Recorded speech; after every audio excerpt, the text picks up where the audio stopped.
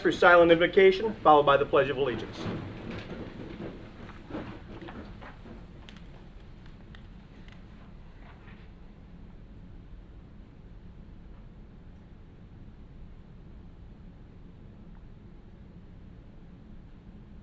Amen.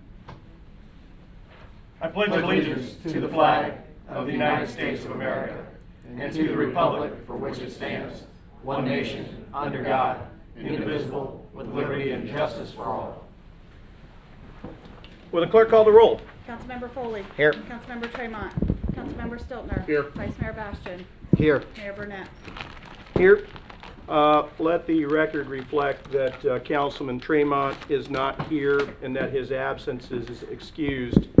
A lot of people have been asking me for an update on Chase's condition. COVID is a real beast. We almost lost Chase, and his condition was pretty serious, but he's bounced back. He's still in rough shape, still needs our prayers. Probably be a little while before we see him again. We talked to him this afternoon. He is home, he is on oxygen, but we'll probably not see Chase for a little while as he starts on his slow road to recovery.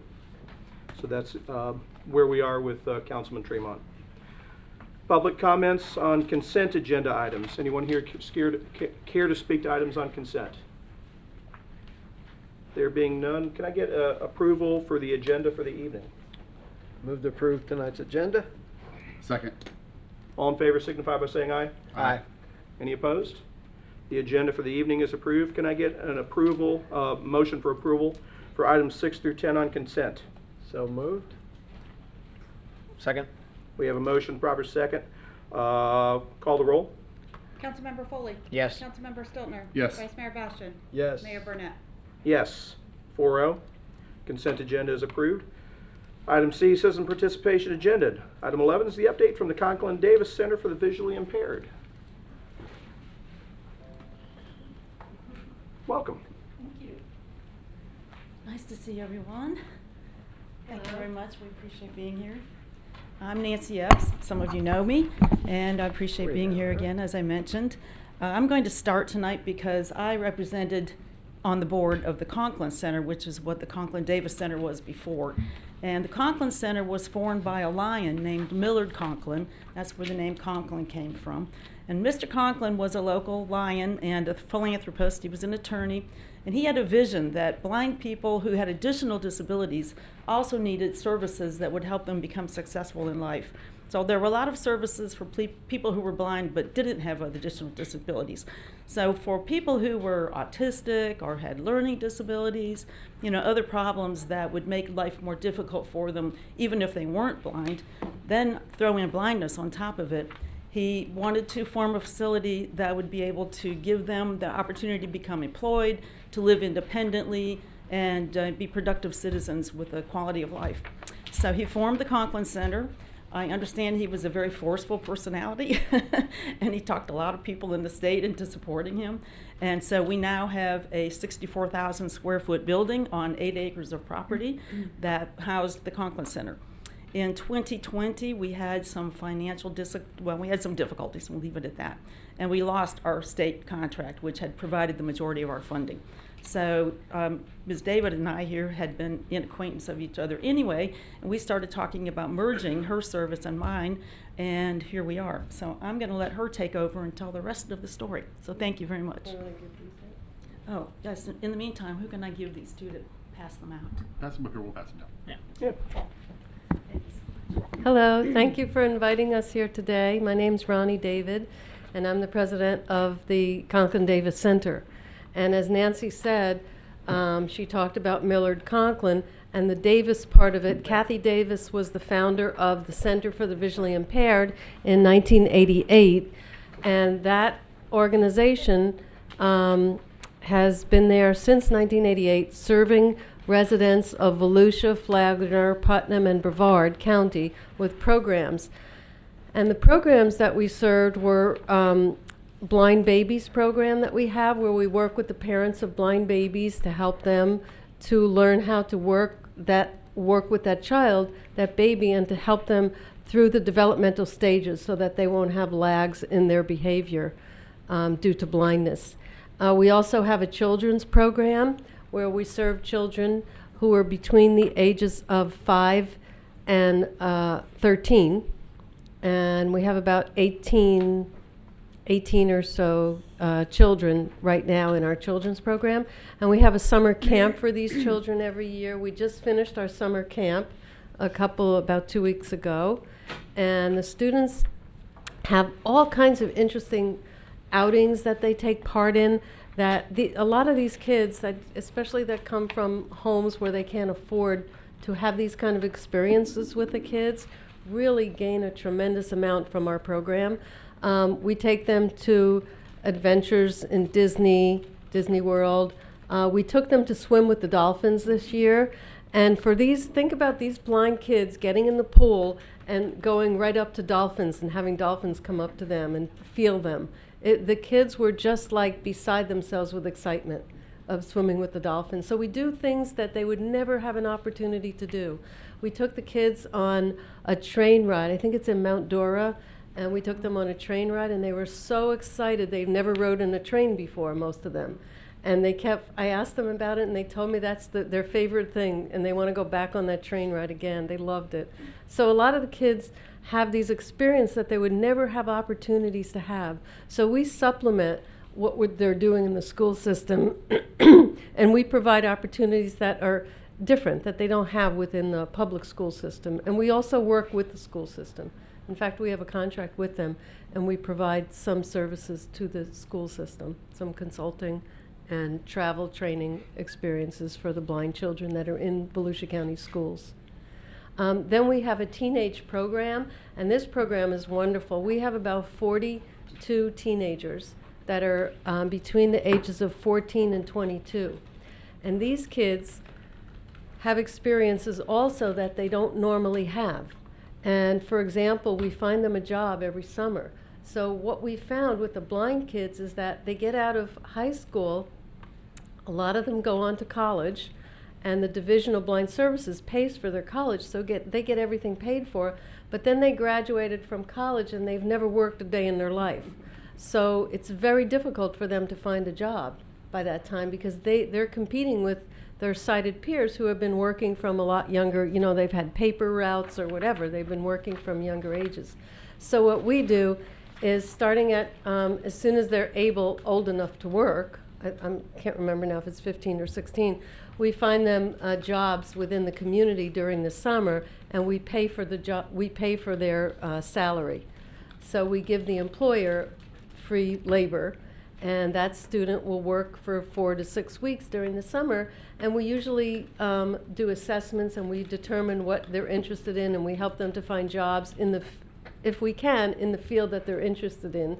So by the time they get out of college or out of high school, they've had a lot of work experience.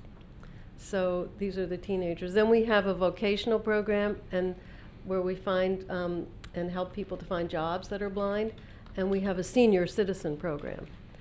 But as Nancy said, we just recently merged with the Conklin Center, so now we're called Conklin Davis, and this is a very unique organization. We're working with blind people who have an additional disability, and yet we're getting them employed and finding jobs for them and training them with an intensive training program so that they can work. And I had an amazing experience yesterday. I met a young man who is deaf and blind. He's profoundly deaf and blind. And he's working in our community in a restaurant, I believe. And he's also an artist. And he produces amazing art by touch. Really, truly amazing person. And yeah, he did a self-portrait, Nancy just told me. So we have many students. Right now, there's about 80 to 90 people who have graduated over the years from the Conklin Center living in Volusia County, working. Most of them are working. So we have about 8 people working at Metro Electronics. We have people working in restaurants, in stores, retail stores, all different types of businesses. And these are people who are blind who have an additional disability. Some are developmentally delayed, some are hearing impaired, another significant disability. So when you think about, you know, the unemployment rates, and sometimes there are people that can work and don't want to work. Here you have people who have several significant disabilities who are going to work every day and really happy to do it, and they're contributing to our community. They're working. We have 2 students in the past 2 years that have purchased condos with jobs that they found that we've helped them to find, that are living in Volusia County. Mention the stats, the employment stats. Yeah, between the also, blind and the general. the employment rate generally for people who are blind is about 70% unemployment rate. Our employment rate at the Conklin Davis Center is 85%. So 85% of our students who graduate find jobs. So that means our unemployment rate is significantly different from the 70% that you see nationally among people with disabilities. So we have also have many new programs that we've started since we took over the Conklin Center. And one of them that I'm very excited about is an art program. And we have ladies who were formerly at the Daytona Art League. They're associated with the Daytona Art League. And they had an exhibit 3 years ago called A Touch of Art, where they produced tactile art that you can feel. And they had an exhibit at the Peabody, and they had at least 300 people that came through that exhibit about 3 years ago. So those ladies now have a studio at our facility. We've created a studio for them, and they're producing tactile art that we're hanging all over our walls at our center. And so we really would love to invite any of you to come, and we'd love to give you a tour of the agency and to see the art that we have. So it's truly really beautiful. So we're planning on having art exhibits as soon as the public opens up and we're able to do that sort of thing. We're planning to have art exhibits every few months where the community can come in and view and purchase art produced by these ladies. So that's one of our programs. We also have a relationship that we started with Metro Electronics, and we have a workshop at our facility. And the students all participate in the workshop experience, and they have, they're putting together components for cars that Metro produces. So they have 2 different tasks that they have in the workshop. They put a left and a right component together, and they bag it they seal it with a heated sealer. And then there's another position that we're training for. So these students that gain this experience, if they like it and they want to go into manufacturing, we're hoping that we can place them either at Metro or other manufacturing within the Volusia County area, because they all live in Volusia County. So, Excellent stuff. but I do want to tell you about one more thing, if I have one more minute. Yeah. Is that okay? Mhm. We also have, as Nancy said, we have 8 acres of land. And on our property was, we inherited a nature trail that was sadly in need of upgrading. We've had hurricanes over the years, trees had fallen down. And so we have a wheelchair accessible nature trail. It's truly beautiful. If you walk on this trail, I mean, you'd think you're in the jungle in Costa Rica or something. It's so beautiful. And on the trail is a pond with a fountain that we're trying to restore, and we also have a waterfall that we've already restored. So we're planning to attend the ECHO Foundation workshop. That's at the end of this month, and we would like to apply for an ECHO grant to really restore the property and the accessible nature trail and open it up to the whole community. So that's one of our projects too. So any questions? Counsel? Keep up the great work. Yeah, absolutely. You're That's doing God's work, outstanding. no doubt about it. Thank you, and we'd really invite any of you, you can give us a call, you have our literature, to come for a tour. And don't forget us with art in public places. Nancy, there's a small irony that you're here tonight, because in about 16 minutes, Ponce Inlet's going to be choosing a new mayor. Yes, So I there's a understand. certain irony that you're here. You can well imagine I have some buy-in to that. That's right. Thank you both. Thanks again. Thanks for what Thank you're doing. you. citizen participation. Robin, do I have any? With that, I'd like to go to council comments. Scott, I'd like to open with you because I think there's something that you would like to do. Thank you, Mayor. 2 weeks ago, the City of Port Orange and the Port Orange Police Department lost a valuable member of not only the City of Port Orange, but the Police Department family, as Justin White passed away on August the 5th. I have asked the permission of his wife tonight, as well as the rest of the council body, for the honor to read his obituary into the permanent record of the city. But before I do that, I want to extend my profound thanks and gratitude to everybody in the City of Port Orange that has supported the White family in so many ways, and all of the different law enforcement agencies around Volusia County that have supported the city and the police department. This is probably one of the most difficult things that a police family in a city and a family of an officer can go through. And they can't go through it themselves. And the city has really stepped up, and the residents and the friends and the families and the other agencies around the county. And it wears on them very heavily, but it pales in comparison to what the family has to go through.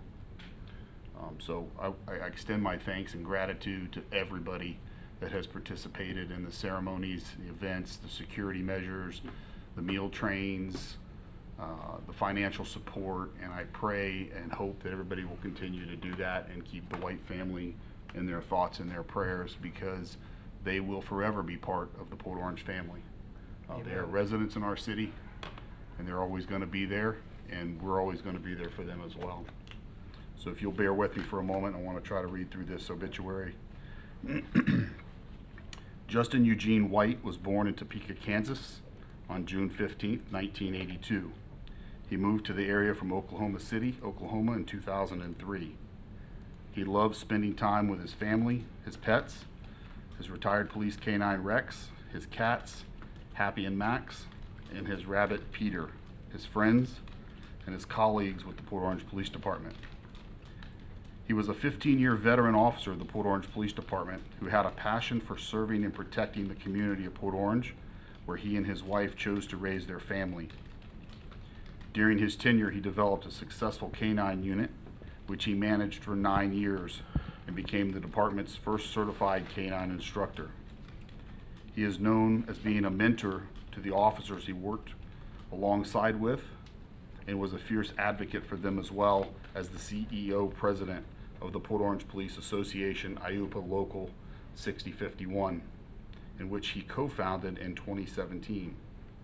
He loved training dogs and turned that passion into owning and operating a dog training business called Optum Canine LLC, which he started in 2019. He enjoyed coaching youth sports at the Port Orange Parks and Recreation and the Port Orange YMCA, as well as traveling. He graduated from Liberty University in 2018, earning a bachelor's degree in criminal justice, and then went on to earn his Juris Master's in American Legal Studies in 2020 by studying online. He was a devout Christian who committed his life to serving the Lord when he was 12 years old. He was a member of Church of Holy Child in Ormond Beach, Florida for 16 years. His dedication to serving God, his family, his friends, and his community is a true reflection of his great character. He leaves behind his wife of nearly 17 years, Carlin, whom he married on August 21st, 2004. Their 4 children, Tyler, Savannah, Andrew, and Emily, and his mother, Lisa Baker, Victor Baker father, Marvin White, Brenda White, his brother, Joshua White, his sister, Danielle White, his grandmother, Wanda Thomas, his 2 nephews, his 2 nieces, and many aunts, uncles, and cousins.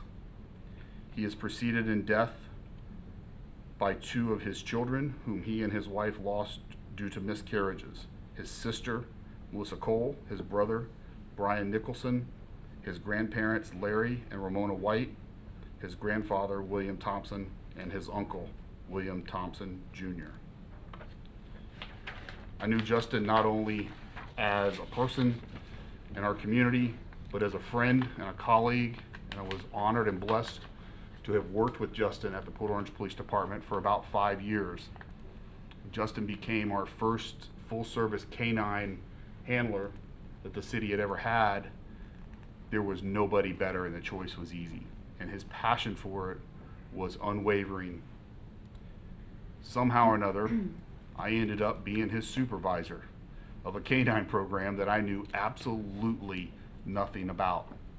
But I had the utmost confidence to be able to do that because of Justin. And he taught me more in a short amount of time than I ever could have learned reading books or listening to stuff and watching videos. He was a hard worker. He was a dedicated officer to this city. Those that knew him would tell you flat out, unequivocally, the city of Port Orange is safer today because Justin White served this city for 15 years. So I'd like to ask that everybody stand and recognize the White family who is here tonight, his wife Carlin and their 4 kids, and give them a round of applause for their sacrifices as well.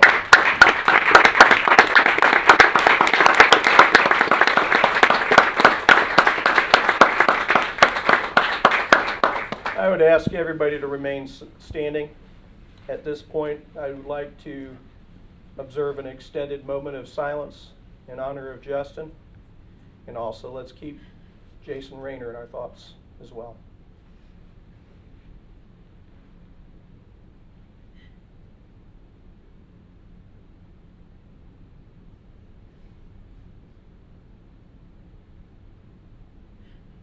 Amen. Thank you, everybody. Garland, I just want to again extend to you our deepest condolences, and I want to say to you and your 4 children that we have a lot of officers come up here and they get awards and they get recognitions, and we see them do great things in the community, and it's usually them getting their pictures taken and everybody patting them on the back. And the one thing I always try to remember and recognize is that they can't do that effectively without the support of their spouses and their families at home. So we want to thank you for supporting him, and your children as well for supporting him. Having been a police officer and raising young kids, there are many a nights and many a days and many of holidays and sporting events and dance recitals and just the things that children grow up, and they're all important events, and unfortunately your public safety professionals can't always be there for those events, and there's a great deal of sacrifice that's made by the families and their spouses, and so we appreciate that. I just want to say thank you for that. Drew. You go ahead. I think it'd be more appropriate for you. No, I was going to allow all of us to have Yeah. a word or two, but I know that we all are feeling something different, the same, whatever it is, but I mean, Well, I mean, I'm humbled just being up here and having him serve us, and there is no way I could follow that, and not, and. that's why I'm making you go next. Of course you are. And again, I would echo what he said. Great person, great officer, great public servant, and gone way too soon. I'm just kind of at a loss for words. My heart aches for the family. It's incredibly sad and incredibly it's just awful to lose somebody that way, and to be so young. I just don't have the words to express my sympathy to you all. And I definitely cannot follow Scott intelligibly. He did a great job speaking. I didn't want to follow him, that's why I made you do it. Of course. But God bless you. I'll be praying for you, and you guys are part of the Port Orange Police Department family, and you always will be.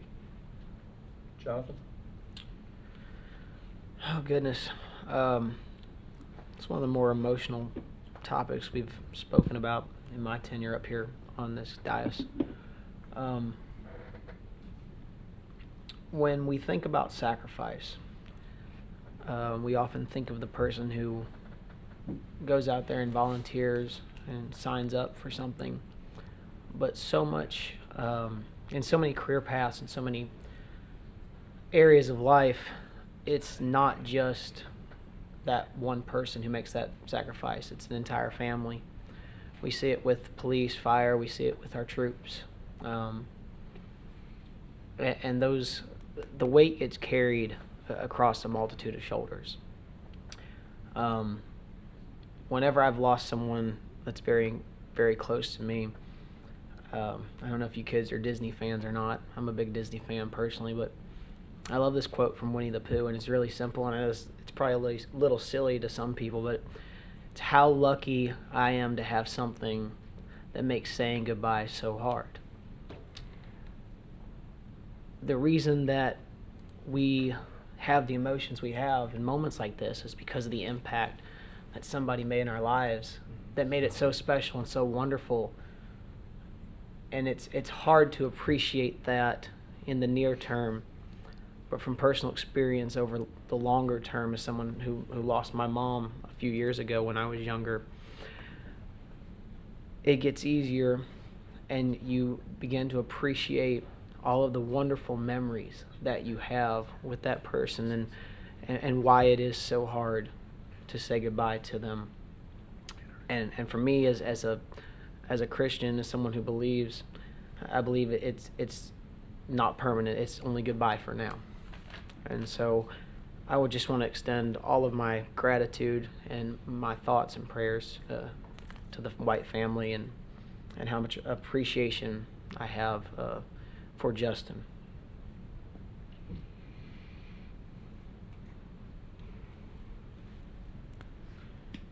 I've been to too many funerals lately myself. And Carlin, none of us can know what you feel. We can only know it from our own experiences. But the one thing that you certainly have is that your husband has a legacy that goes beyond just being a husband and a father.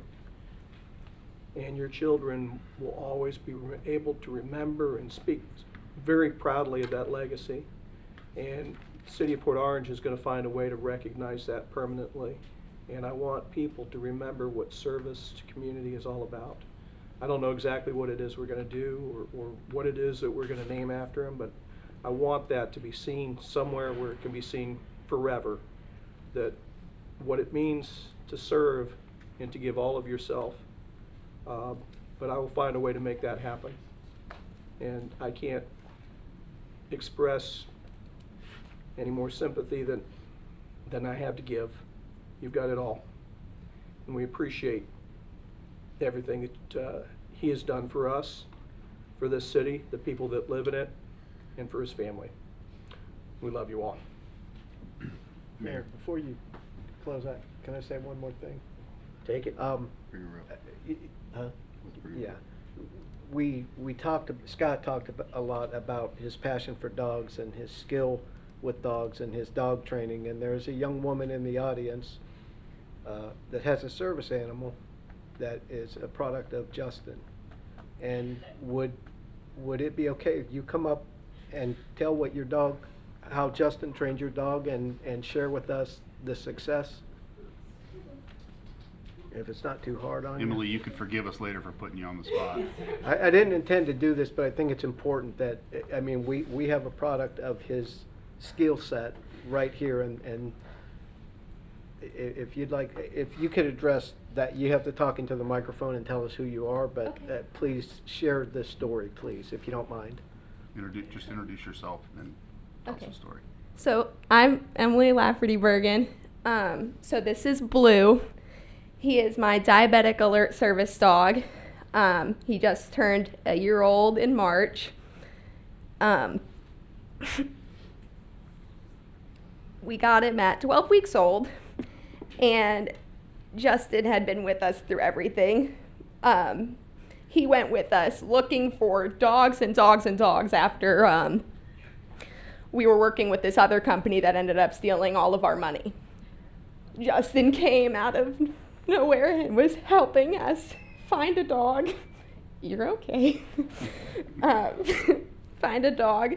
And one day we stumbled upon him, and Justin saw the relationship that Blue and I had automatically.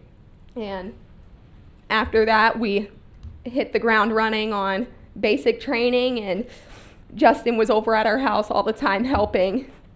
And we started up the scent training a few months back, and we've been working with that, and he actually just had his first alert about 2 weeks ago. Stop complaining. He doesn't like the spotlight, obviously. But I'm very appreciative of Justin and his family for being there for our family. Always.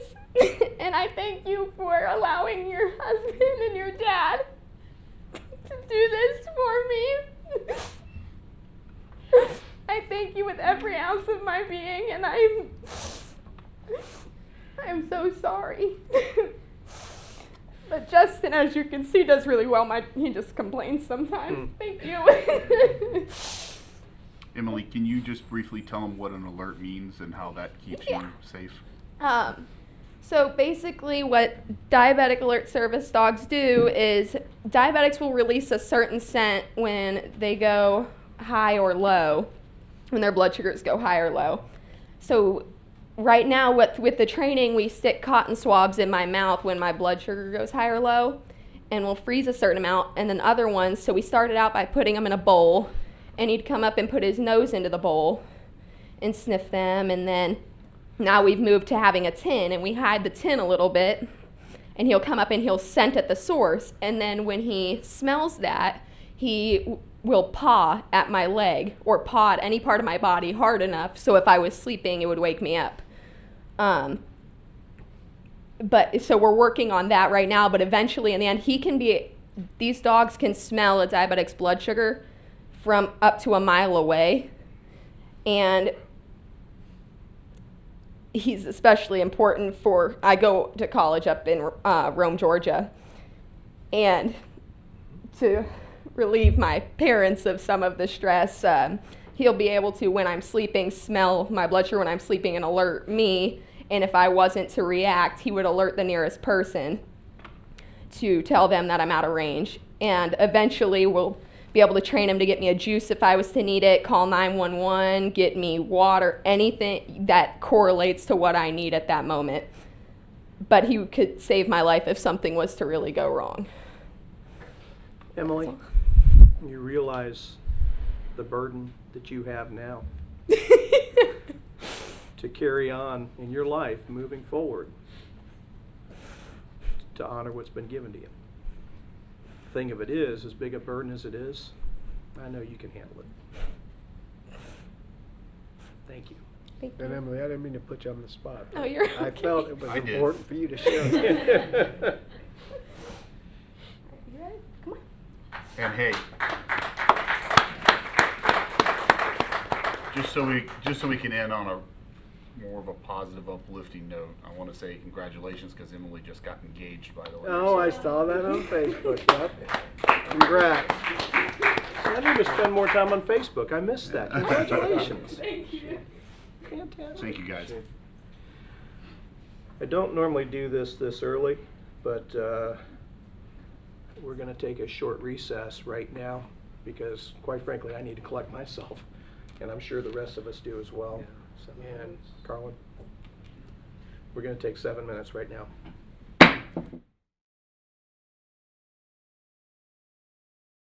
Zoom. Drew is going to be back here in just a minute. In just a second, there he is. We resume with council comments. Scott, please tell me you don't have anything else. I don't have anything else. Thank you. Drew? In light of what happened here, and we have a town hall meeting scheduled for the 19th. And I just think we should postpone that, delay it, perhaps cancel it and just reschedule it at another time. I don't think it's practical to do that. We have plenty of ways to be reached, and I know it'd be nice to do, but I don't think it's necessary right now to do it. I think it's a bad idea. I know that So I was gonna bring up specifics of the town hall anyway that we had planned for Thursday. I met with staff yesterday to figure out how that we can do that in a manner that complies with safety standards. I also know that, I'm just telling you where I'm at with it, I'm not Yeah. saying yes or no. Yeah. I know that other cities, other businesses, other things are going on, and they're trying to figure ways to move forward safely. And I think our staff did a pretty good job of doing the same thing for us. I certainly will yield to what the will of this council is, but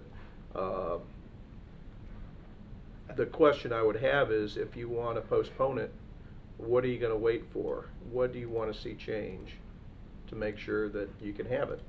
What would be different? COVID numbers have dropped dramatically. We can't stop People. governing. No, You know? but I mean, we're doing this, we're doing that, we don't have to go and have another meeting to Mhm. talk about what we do up here. Yeah. I get it. I think I'm gonna tell you my impetus for wanting to have the town hall. It doesn't have to be this Thursday, but the impetus I had for when I started talking a few months about having it, Mhm. of course it was before the recent COVID explosion, but we as a council are gonna spend some time in the spring talking about our 5-year strategic plan. I get that. And I think it's important that whether it be this Thursday or sometime, that we have an opportunity where it can be an absolutely wide open discussion to hear from anybody and everybody, everything. I think it's important, and that we're all able to do that in a forum where we're all together. Certainly, if there's somebody who has an issue and they can approach their district councilman, that's one thing, but I think it's important to hear from the citizens in their words the same way, so. But they all have the ability to reach out to us at any time. Yeah, and they, So, but I email. might get a different conversation from you, and are they gonna call all 5 of us? I think it's important for us to have a town hall. If you don't wanna have it Thursday, and you guys wanna talk about postponing it, the other thing about COVID numbers, they're not publishing them on a daily basis, so I know the numbers the state gives us. Actually, I'm not even so much concerned about the numbers the state gives us. I'm worried about the numbers in our hospitals, because that's the real COVID number, and There we you know go. that they're pretty much maxed out right Pretty now. much overrun, basically. So, and I mean, you see people with the vaccine getting sick, some with the vaccine dying. I just don't want to put the city in that, I know we got to do this up here, but I don't know. Let's hear from the others, because I'm hesitant to do it. I We could want us to delay do it at some point in time. Yeah. I think we need to do it at some point in time. If you feel like we can't do it safely, I mean, there are a lot of things that go on right now in society. I know. I get that. I think the idea of doing a town hall, just to interject to create some extra conversation, the idea, anything that we can do to be more transparent or be more available, more accessible, is never a bad thing. Yeah, you know? correct. But so the question becomes not whether or not the idea is good, is the timing right for this idea? Mhm. And that may be worth considering in light of what's going on around us right now. Mayor, what do you think about, maybe we kick it back a couple of months, we get into a little bit more of the fall and the cooler season, and then maybe have it in the outdoor environment of the amphitheater, where people can have a little bit more room to social distance as they feel comfortable with, and cool off a little bit, might be actually a kind of a nice thing. There might be some different ways to look at it. Some of the things I was going to tell you guys is that we do have an audio-visual presentation. And we were going to make sure that you guys had monitors at your own table, so when you talk to people. But basically at 6:30, when we open the doors and people start showing up, there would have a chance to come to all of you and see what's going on in their districts. And at 6:50 to 7 o'clock, depending on how many people have mingled, I was going to do a short presentation and tell people what's going on, and then I was going to open it up for all of us collectively to hear from everybody about anything. I mean, that's what a town hall is. Any question, whatever it is, and all of us be there to be able to hear. If we want to look at it all, if you guys want to punt for a couple months until you think we can feel better about it, I'm fine with that. We can look at different ways of accomplishing it. Maybe we'll look at a bigger venue. I don't know. But if it seems to me that all three of you feel better about delaying it, and I personally, I think that we can do this, but there will always be questions, and if there are questions, I get that. You know, Chase is gone for a while. I mean, Well, and maybe that's kick another it- thing too, is kick that it if we down the wait road, down the road, we 3 have the months, opportunity 60 to. to 90 days, perhaps. I mean, I'm just throwing a number out there. I don't. Yeah, You know, I I like, don't wanna I tie like numbers the as idea of it recovery. being cooler, I'm not gonna lie. Yeah, November maybe. I would like him to be able to participate, and Yeah. I think that would be a good thing if he could. Sure. Mayor, you said your hope is to get feedback on the 5-year capital improvement plan. I'm sorry. Well, I'd like to get feedback on anything and Okay. everything from people, because all those thoughts need to be in our head when we do that.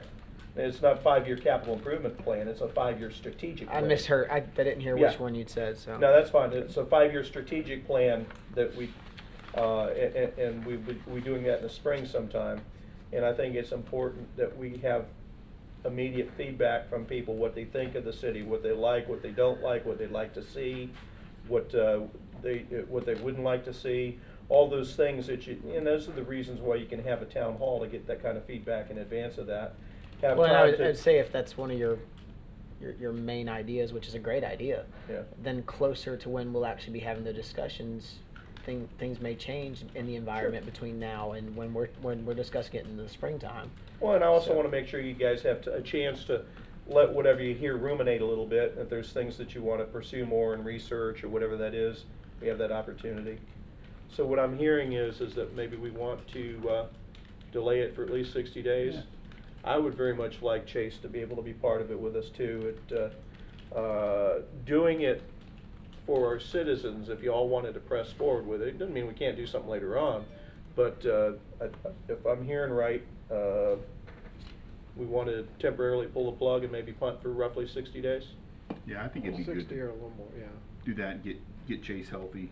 Yeah. You know, it'd be nice for Chase to be there. Have all the districts have their rep there. Okay. Wayne, I want to thank the fact, you and your staff, because you all have done a lot of work to get ready for Thursday. And we're not jettisoning, of course, we're postponing. And I've been all over Christine about how are we getting the word out? How are we getting the word out? How are we getting the word out? And now you gotta get the word out that we're gonna delay. So I see you nodding, and I get it. I So apologize for that. But. no, I know she knows, she wants to do what's right as much as the rest of us do. But I just kind of feel bad after I've ridden you ragged about making sure we got the word out, get the word out, get the word out. So we are in consensus? I think so. Okay. Drew, what else do you have? That's really it. Okay. Jonathan? You know, just going to continue to pray for our other councilman who's not here. Keep him in our thoughts and prayers. And otherwise, I don't have anything else tonight, Mayor. Okay. That brings to me, well, Drew, you took town hall away from me, so. I'm sorry. Well, for now, at least. We'll do Yeah. it. We'll do it again later on Just a when it can be all temporary, 5 of us. temporary setback. Hey, it's not a setback at all if we do it the right way. Yeah. I just wanted to make sure, Wayne, I see that we have the police chief candidate reception set up for the last Tuesday of the month That's correct. at 6:30.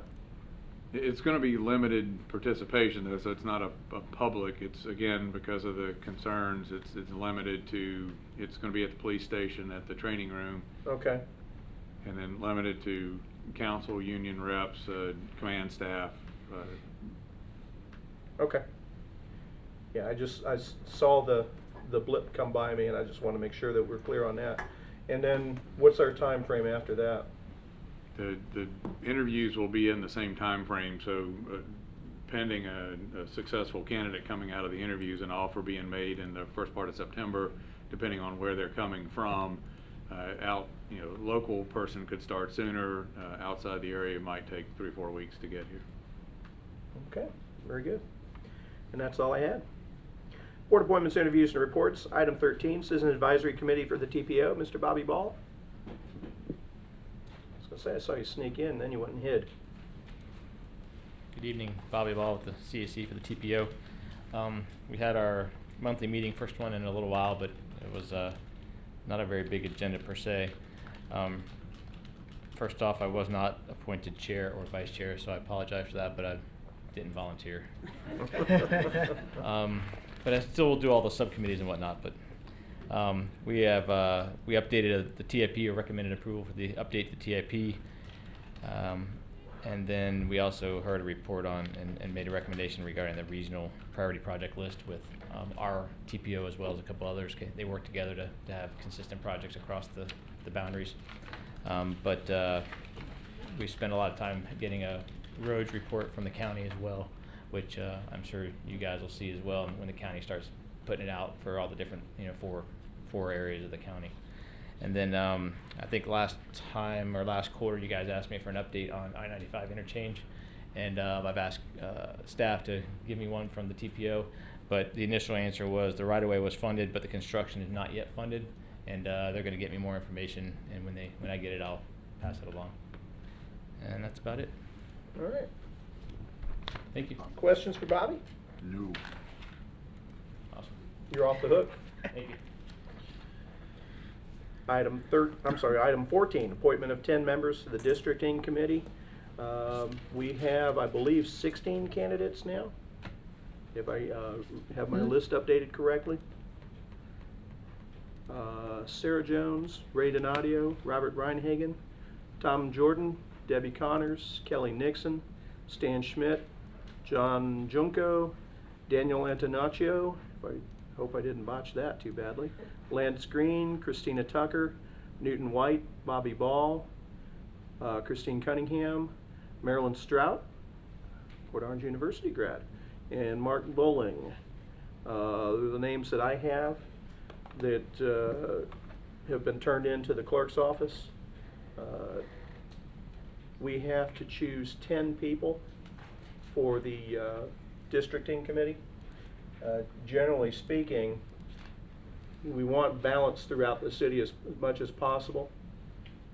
What I want to do is make sure we get the 10 best, certainly balanced throughout the city, but at the same time, knowing that it doesn't, if the district, the shapes of the districts can change dramatically. So it doesn't necessarily have to be 2 in District 1, 2 in District 2, 2 in District 3, and 2 in District 4, because at the end of the day, you could end up with 4 in District and one district and nothing in another, so it doesn't really matter. I just want to make sure we get the 10 best. So with that in mind, here, Council, if you're fine with this, I'd like for us to go down the line and put 10 names in one at a time. And once we have 10 names, if that list is acceptable, I'll accept that nomination as a slate, and then we can vote on it. Wait a minute, we're gonna put, Go you'll give a one at a name, time. Name here, name there, Mhm. and go until we get to 10? Until we get to 10. Okay. I'll ask you if you're satisfied with those 10. Okay. It sounds If like a you're not- sounds like a fantasy football draft. Kind of. Kinda Well, is. I tell you what, when you get 16 good names, tell you what, there are communities out there that can't get enough board applications to fill these, and this says something about our city. So we would go by 10. I will ask, after we have those 10, I will read the names. If there's any controversy, or if there's somebody that you feel like's missing, we can debate that. Who would you Sure. take off, who would you put on? But if you're satisfied with those 10, and I know what's going to happen, we're going to have 10 and wish we could put 11 and 12 on there. But if we have a good 10, I'll accept the nomination for those 10. And then we'll vote on that as a slate. Is that acceptable, or do you have? No, the only thing I wanted to mention is, I like your comments about the balance. John Junko currently lives in District 4, but is building a home in relatively near completion, I would say, in the next few months. And District 1. he will be in District 1. Yeah. That's correct. So just What some- currently is District 1, yes. Right, so just, yeah, correct, yeah, just Okay. thought on that, so. You're afraid of getting too much overload in District 4 then? Mr. District 4 Well, you Counselor? have 7 and I have 6. From, I've got of the- if I got 2 if I count John. Yeah, right. Well, you got to count him because he'll be there soon. Well, you better count somebody because you're up first. All right. Well, the first person I'll nominate is Chris Cunningham. Chris, okay. Okay. Drew? I got to go with Mr. Stan Schmidt. Never heard of him. Scott? Lance Green.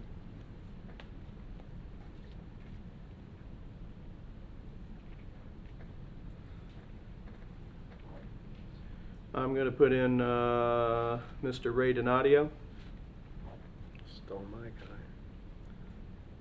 Jonathan?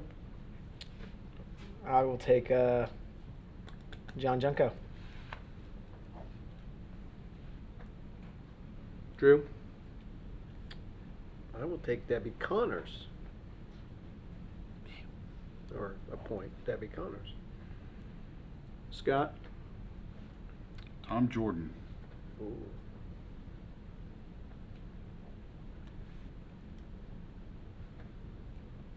I'm going to take Marilyn Strout.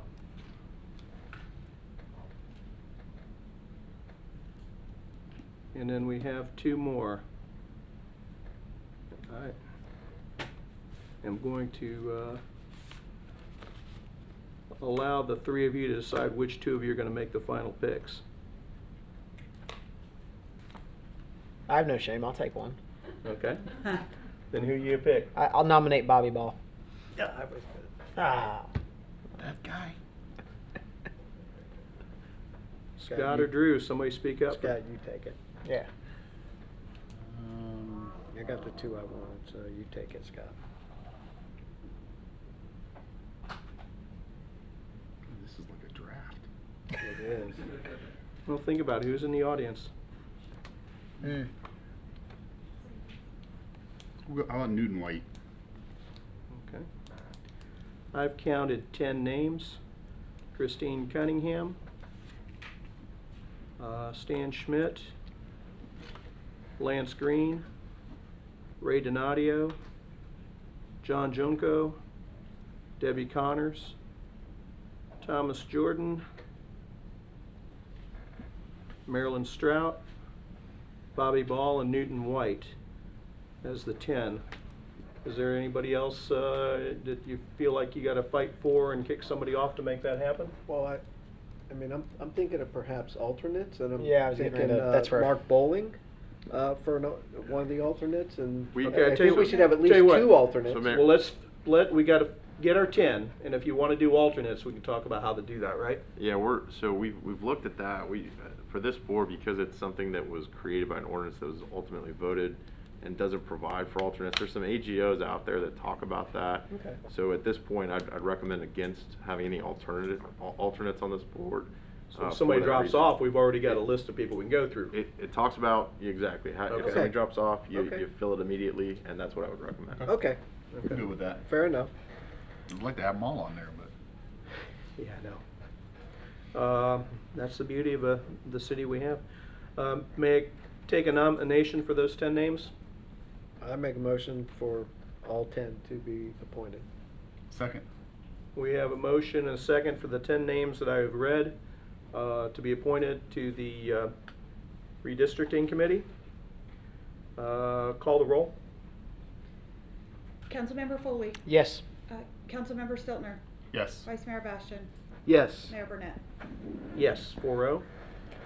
All I can say is wait till they see the pay and benefits. Mayor, one last thing, and this didn't make it in the agenda. There's an obscure provision in the enacting ordinance that says that the council shall set the meeting, the first meeting, and that meeting must take place within 10 days of the appointment. So Okay. it just happened that we appointed, so now we have 10 days to hold that first meeting, and council has to set that meeting. And I talked to Rob, and it looks like Wednesday, I'm not sure what time, would be the only day that we really have staff available to facilitate this meeting Wednesday of next week.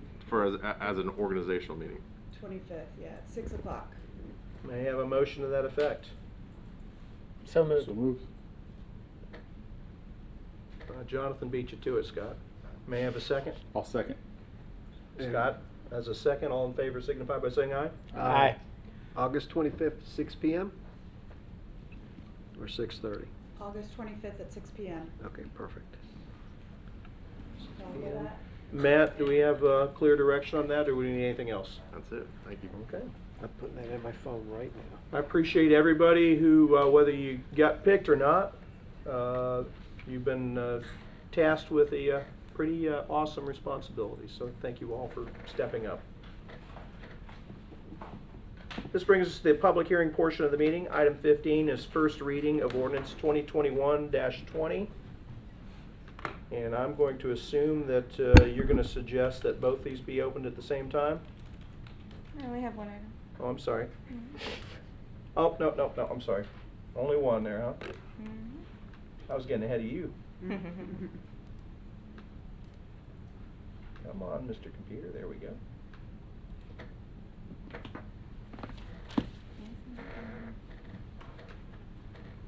Ordinance number 2021-20 is an ordinance of the City of Port Orange, Volusia County, Florida, approving the 7th Amendment to the Bennett Hammocks A Planned Unit Development, PUD Master Development Agreement, and the Conceptual Development Plan, providing for repeal of conflicting ordinances, providing for severability, and providing for an effective date. Move to approve ordinance number 2021-20. Second. We have a motion, proper second. The item's open on the floor for discussion. Thank you. Mr. City Manager, who do we have before us presenting? Penelope Cruz, Planning. So the applicant tonight is requesting the 7th Amendment to the Bennett's Hammock PUD. They're requesting to change the permitted use on the property from nursing home, ALF, and elderly housing to single family, and establish the framework to develop the property as a 6-lot detached single-family residential subdivision. Just wanted to bring up to the council that the initial request was actually for 13 townhomes on the subject property, so it's been reduced significantly. That recommendation was denied by the Planning Commission at their March meeting, and after that the applicant went back to the neighborhood, had a second neighborhood meeting. Pretty much everybody, from our understanding, was on board with this current proposal, and it was subsequently then recommended approval by the Planning Commission, and there was only one representative from the neighborhood there to speak positively towards the amendment at that Planning Commission meeting. So the 6 lots that are proposed, you can see on the screen before you, will front directly on Old Hammock Road, consistent with the rest of the neighborhood there. They are generally consistent in size, lot size, with the existing lots in the neighborhood, will be connected to city water and sewer. And they'll have a separate retention, so they're not going to be modifying the existing retention system for the rest of the subdivision. They'll have their own retention system. There is one policy issue. The applicant is asking to waive the requirement to build the 4-foot sidewalk along the front of those lots there, which is consistent with the existing conditions out there. There currently is not a sidewalk on the south side of Old Hammock. There's only one sidewalk in the neighborhood that's on the north side, and there's no requirement for there one to be one in the future. The MDA doesn't require one in the future, so the current code requirement, requires that in front of this, but there's nothing that it would connect to. So it would just be a sidewalk. Sidewalk to nowhere. Sidewalk to nowhere. Yeah, so that's why they're requesting to be able to waive that that requirement, and there is the sidewalk right across the street on the north side of the road. So with that, staff is recommending approval of the 7th Amendment, subject to approval of this one policy. Student's here to answer any comments you have, and the applicant is here as well. Let's start with council. See if we have any questions of our staff. Anybody up here have anything? I do not. Robin, could you do me a favor? And I know Chase had some comments that he emailed in. Could you read those into the record? I sure can. I apologize for my absence tonight, but I wanted to comment on the record in support of this project. I have been intricately involved with this since day one with the Bennett Hammock residents and Attorney Posey. I wanted to publicly state my extreme compliments to all parties involved. The residents justifiably opposed the original proposal, and they respectfully and professionally shared their concerns with an attentive attorney and developer. To their enormous credit, Attorney Posey and the developer worked collaboratively with the residents and staff to find a solution that would be deemed a win-win for everyone involved. I cannot express my appreciation enough. The process worked exactly as it is designed to work. Respectful residents politely shared their concerns, and the investors in this community understand exactly what it means to be a good neighbor. I am pleased to see the results of the successful collaborative efforts by all the involved parties. Thank you, Mr. Posey, and thank you to the residents of Bennett Hammock. I approve this project. Councilmember Chase Tremont. Okay. Well, all the councilmen are on the record, and we've grilled staff sufficiently. Would the applicant care to come up and try to talk us out of it? Yes. I'd love to. Come on, Joey.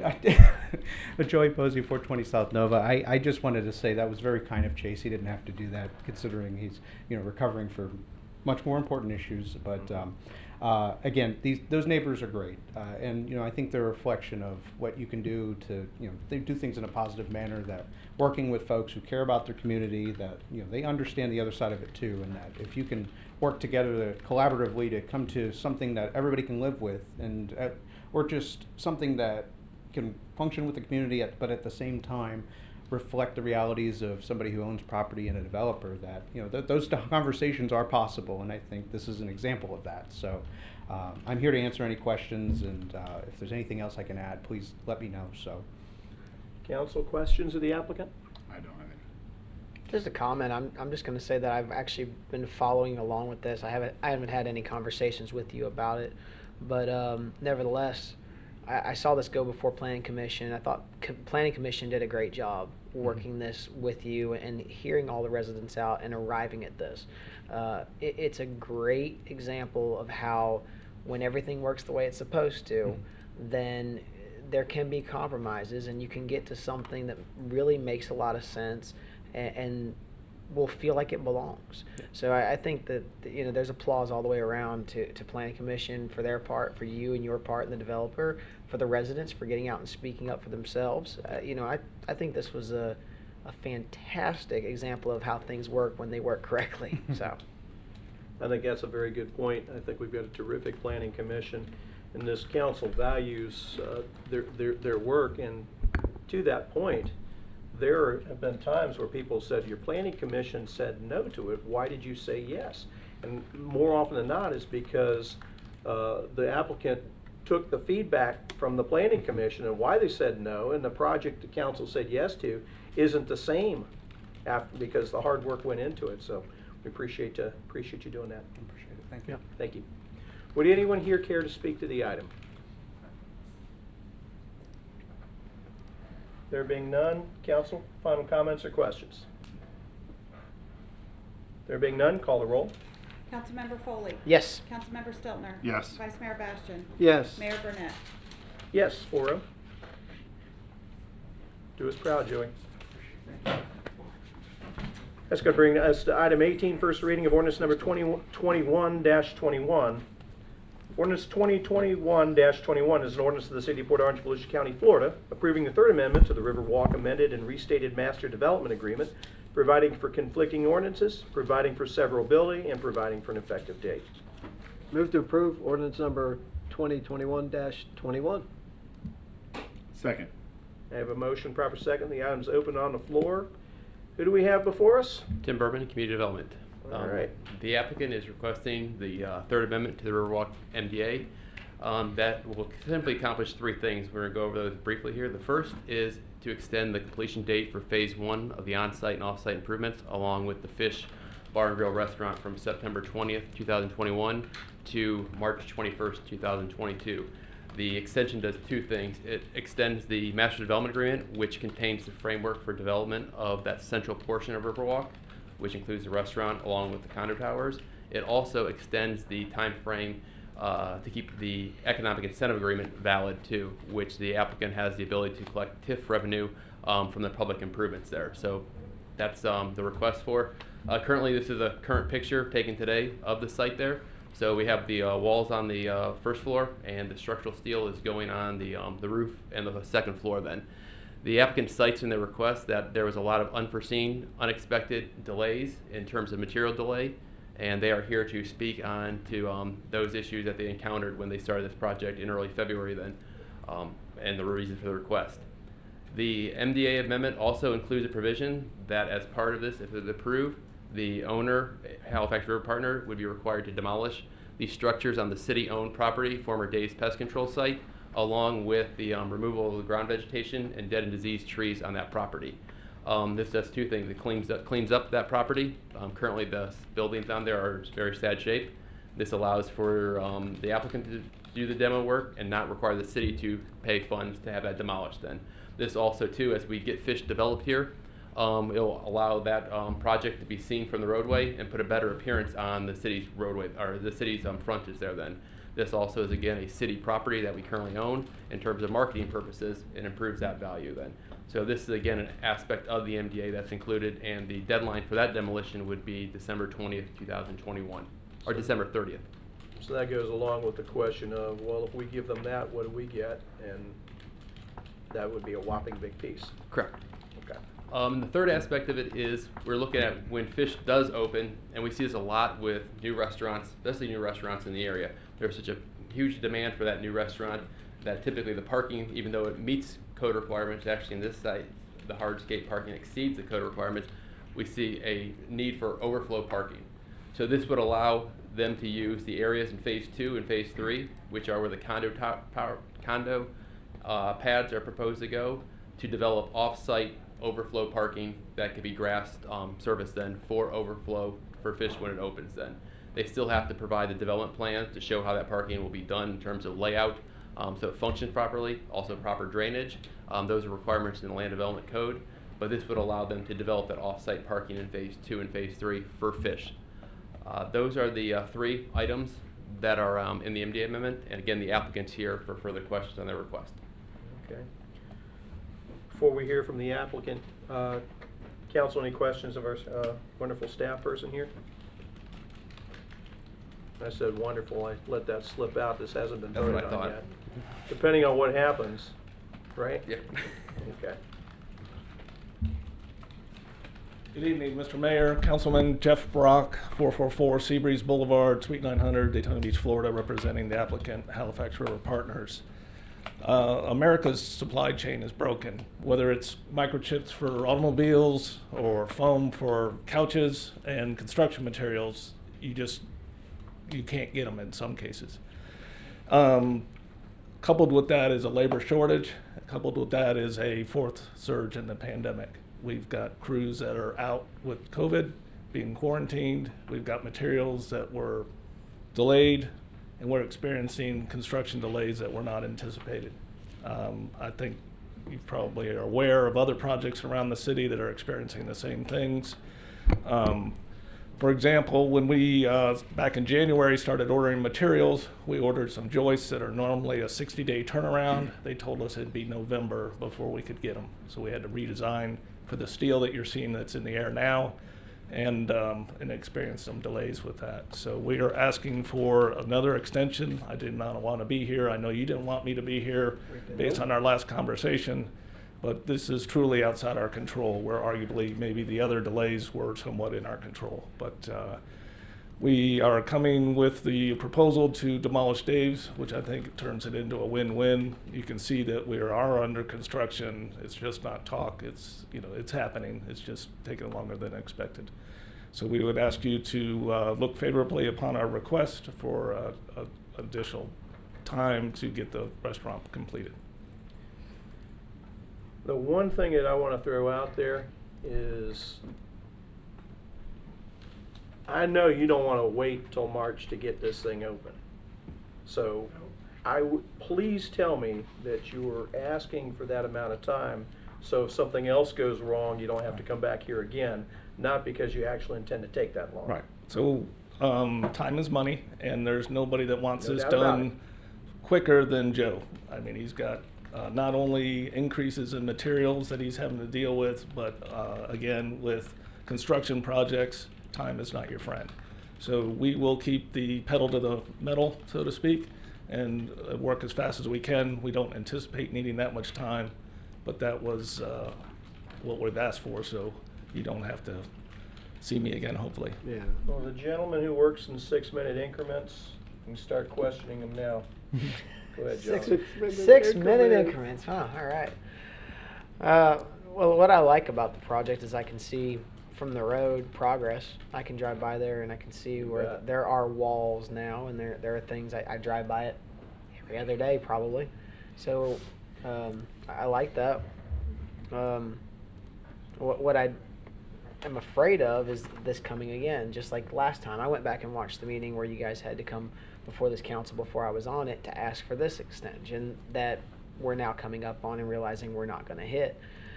And what I don't want, and I feel like I'm just echoing what was said in that meeting, is I don't want to have to see you in March or in February because we're not going to make that a deadline either. Our residents don't want to see that. Right. So I want to ask you a very honest question. I know you have March here. You don't want to go to March. Realistically, what do you believe is likely to be when we could expect this to be done if it stays on track? Would it be done in January, December, February? How much over that estimate are you requesting? Scott, do you want to answer that? I've got the general contractor here. Fantastic. Good evening. How you doing, sir? Good. I'm Scott Tobin with SAT Development. We're looking right now, realistically, right around Thanksgiving. Okay. But you know, when we ordered the bar joists and we're told 11 months, we just couldn't believe it. So right now we've released all orders. And it should be right around Thanksgiving, but we do have labor shortages, which we've never seen before. You know, there's every business in the area is trying to find help. But we won't be here again. Promise? Yes. You got him on the record on it, huh, Drew? No, that's all. Is just I almost like to hear that because it's, hey, we think we could be done by, let's call it 12/1, December 1st. But we're going to go all the way out to the end of March. So we're getting 3 extra months for any more hiccups so that we're not back in this council chambers, we're not having this discussion, and we're not asking for another extension. So I would rather see that foresight and to plan for that, because coming back again, I can't imagine. I cannot imagine what that would look like. So. Well, my costs go up every day in this market, so we can't be back here again. Appreciate you leading with the $64 question. Drew? Yeah, I tend to agree. We don't want to see you back. There's been delays, and this man sitting over here and Sid, the operator of the restaurant, they don't want to miss out on bike week and race week and bike week and all the things. And so I get that you might need till March, but sooner is better for them as well, and you. So I really don't have a problem with it, because a lot of this is not anything that any of us can control. So I understand it. I want to visit the place and go down there and have dinner, and so I'm looking forward to the completion. You want to book your Christmas party already, do you? Perhaps. You never know. If it's open, we'll talk about that. Scott?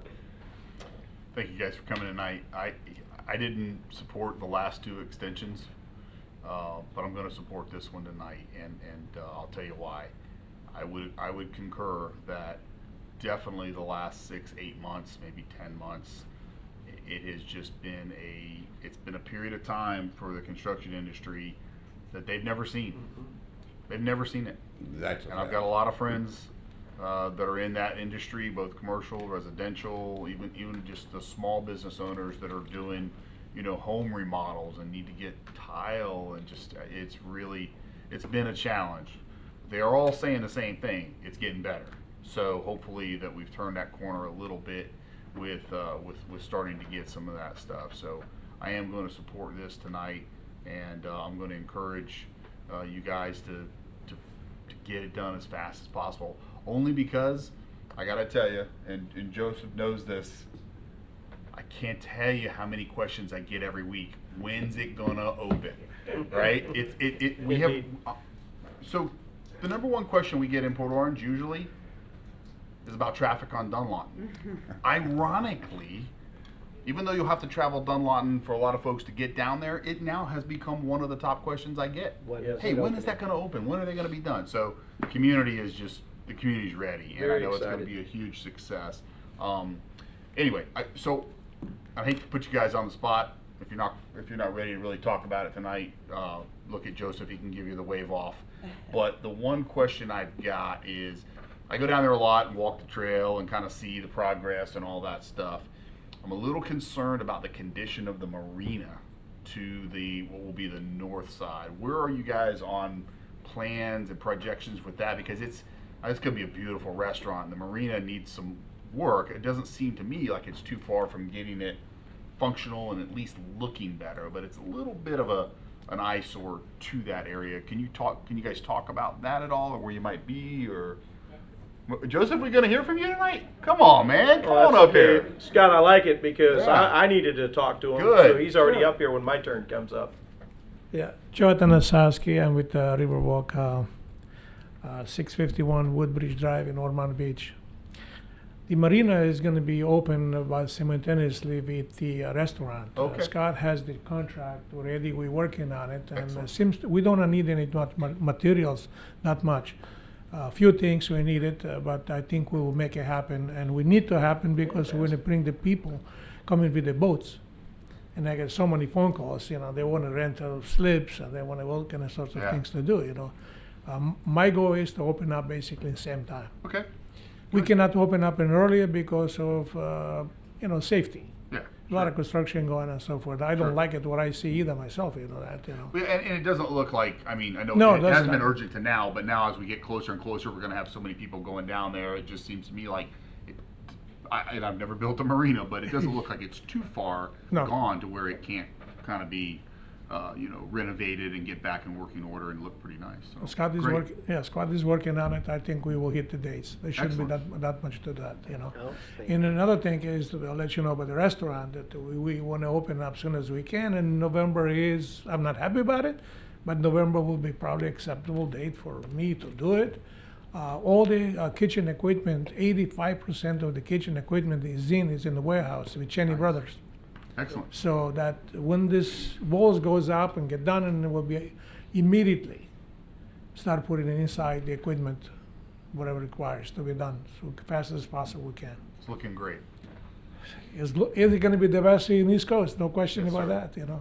I get the same questions like you do. I know When you you going to do. open? When you going to open? Hopefully soon as we think. And I right. greatly appreciate for all your support, and your staff have been fantastic.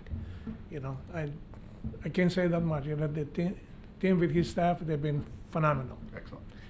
Thank you. Scott, Thanks, you got anything I'm else? done. Don't go away. It's my turn. I got to say that after 25 years roughly of talking, you're turning dirt and you're doing things down there. And that creates good faith with me. Even though that we're not where we wanted to be on the timetable, the turning the dirt, the activity, those things create a lot of good faith for me. And we've talked, I do have to say, and I've got to be completely honest with you, I believe that, I don't want to be a dire warning, anything like that. If for some reason you do have to come back here for March, I hope there's not. a very, very excellent chance that the economic incentives will expire, and this council will be fine with that. At some point you got to have a deadline. No question We've about that. extended it twice. I I agree think with you you. Oh, no, understand no, that. yeah. And I would be remiss if I didn't say that out loud for everybody to hear. And I think you understand that. No, I agree, totally agree. Okay. This won't be unacceptable for me either, because No, we're I going to get it. lose our butt. We've all seen and talked about an awful lot, but like I said, turning dirt, that's good faith. It means that we're heading in the right direction. And I appreciate you for that. Yeah, thank you. Thank you. With that, would anyone here from the public care to speak to the item? There being none, Mr. Brock, you're not going to try to talk us out of it? I'm done. Okay. That was not another 6-minute increment, by the way. Thanks for the point one. Council, council final comments or questions? Let's get it done. There being none, call the roll. Councilmember Foley, Yes. Councilmember Stiltner, Yes. Vice Mayor Bastian, Yes. Mayor Burnett. Yes, 4-0. Get back to work. Do us proud. Thank you very much. That closes the public hearing portion of the meeting, reopens the regular agenda, brings us to first reading of ordinance number 2021-19. Ordinance number 2021-19 is an ordinance of the City of Port Orange, Volusia County, Florida, amending Chapter 18, Article 4, clarifying what is a sidewalk sales event and proximity requirements to a business, and Chapter 58, Article 3, modifying criteria for major special events and adding requirements to permit neighborhood block parties as minor special events, providing for repeal of conflicting ordinances, providing for severability, and providing for an effective date. I'll move to approve ordinance number 2021-19. Second. I need a little water after that. We have a motion and a proper second. The item's open on the floor for discussion. And who's this? We've seen you earlier for some reason? Yes, Penelope Cruz Planning. So I'll be pretty brief. The staff report went into a lot of the detail on each of these items. It's really a cleanup amendment as well as addressing some resident concerns from HOAs that were requesting the block parties. So most of it's a cleanup item. The first part of it is clarifying the difference between a sidewalk sale and a special event. The existing text had some language that could cause confusion if you weren't here and doing it for years, and so we just wanted to make that really clear and clean that section up.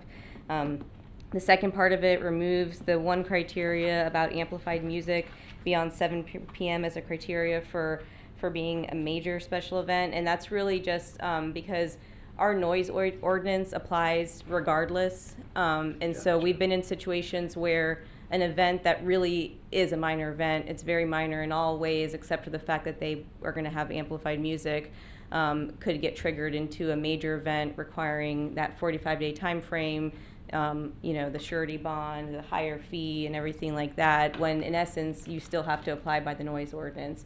So it didn't seem like a criteria that was necessary. We've got restaurants that have music on weekends, they still have to apply by the noise ordinance. So staff feels that we can still monitor these events adequately with this provision. The third item is providing an expansion on the number of calendar days for properties to have special events for larger properties that are 14 acres or more. Right now the code has that 40-day limit, and for some of these larger properties like Lowe's or Target, when they have their Christmas tree sale, that takes up about 35 days out of that, and so if they ever wanted to do any kind of other special event, they don't really have much time left. We've mapped the city and identified, and it's a very limited number of properties that are that 14 and above. It's basically the same larger ones that ask for those larger events every year, so it just gives them that flexibility. And the last part of it is the additional requirements and regulations for block parties. Right now in our codes, because they would close a street, it automatically triggers a block party to be a major event, which requires 45 days notice for application, $300 application fee, $250 surety bond, coming before city council, which you have even more notice to get scheduled. So a lot of hurdles for neighborhoods to get through. We surveyed several communities throughout the state of Florida, and all of them pretty much consistently, their process, the ones that had specific regulations for block parties, pretty much followed a similar process to what we have for our minor events. So we reviewed all the different criteria from the various cities throughout the state of Florida that have that, and put together what you have in your packet, reviewed that with risk management, legal, and the various departments, and have what we have for you today. So here to just answer any questions you may have. Okay, let the grilling begin. Start with you, Jonathan. I don't really have anything to say to it right now. I had a few questions that I asked Wayne, but he answered them for me. Okay. I was confused about the wording in our summary when it pertained to music, but he clarified that. So for me, I don't have any questions right now. Okay. Scott? What's interesting is in the last 18 months, maybe two years, I've gotten to do a lot of small day trips and traveling around the state of Florida, and I think we were a little bit behind maybe. There's the concepts of, more sidewalk type sales and outdoor stuff and it's a popular thing, and it can be done very, very well. And so I think it's a good thing for our businesses to try to you know, some don't need it. One won't want it, and that's fine too. But there's a lot that will benefit from it, and that I think will do very well. I've seen it done very, very well around the state in other areas and stuff like that. So people like to get out and about more, it seems to me, than maybe past years. And so hopefully that'll be a good thing, making some adjustments and changes. Drew? Yeah, I think this is a good step forward, because it's removing some of the hurdles and the difficulty in doing things, and giving them some more flexibility with their time, with the 100 days and the thing. So I mean, I think it's a win-win all around, and you know, there's some compromise there, and you know, this is the way it should work. It shouldn't be super difficult to do some of these simpler things. And so yeah, this makes sense to me. Okay. And the only question I really had that I wanted to make sure that was understood, it applies the same way when you're talking about a block party and an HOA, whether the neighborhood has private roads, public roads, or a combination thereof. Correct. The only difference is that if you have private streets, you need to make sure the HOA provides that authorization on the application, whereas if it's a public street, the city is the owner of that right-of-way. So the approval of the permit is that authorization, but it doesn't change any of the other requirements, like notifying all the neighbors and all that. So everything else applies. The HOA is typically the applicant themselves. Yeah. The ones that we've heard from that kind of triggered this amendment, that asked for this, you know, it was the HOA was interested in throwing the property.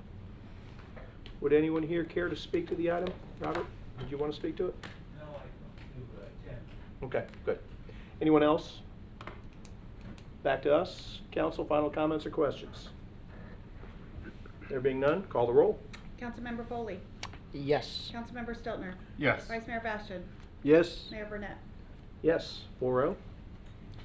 Seems funny not saying 5-0. Item 18, discussion item on legislative priorities.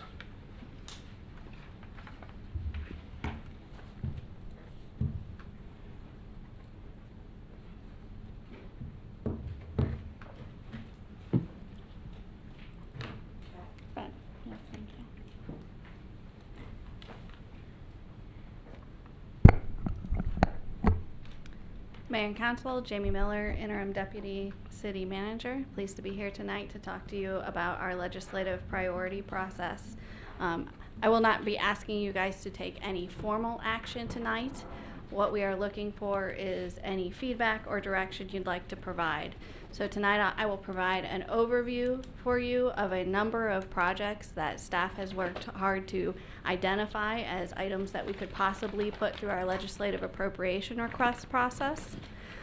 From there, we will write these up, work with our lobbyist Sean Pittman to narrow down, likely down to 3 or 4 items that we will seek for possible funding through the process.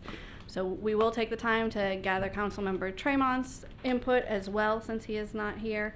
And there may be other projects identified as we go along. As we look at the funding, as the legislative season unfolds, there may be some projects and funding available that we would want to take before you. So the purpose of tonight is to get your general reaction to some of the projects that we're putting forward. If there are any in particular that you like quite a bit, or if there are any that you are concerned with us moving forward on, we would like to hear that from you tonight. Okay.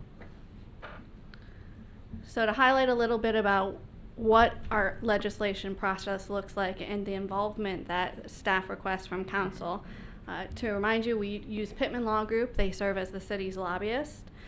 There are a number of areas that we follow, professional organizations, including the Florida League of Cities, that pulls together a list of the bills.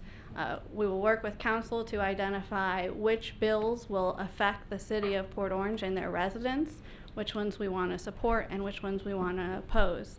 But that is not the focus of the discussion tonight, because that we will have to see how the legislative season unfolds. So tonight we'll be focusing on the appropriation requests, and these are our requests for funding to the state.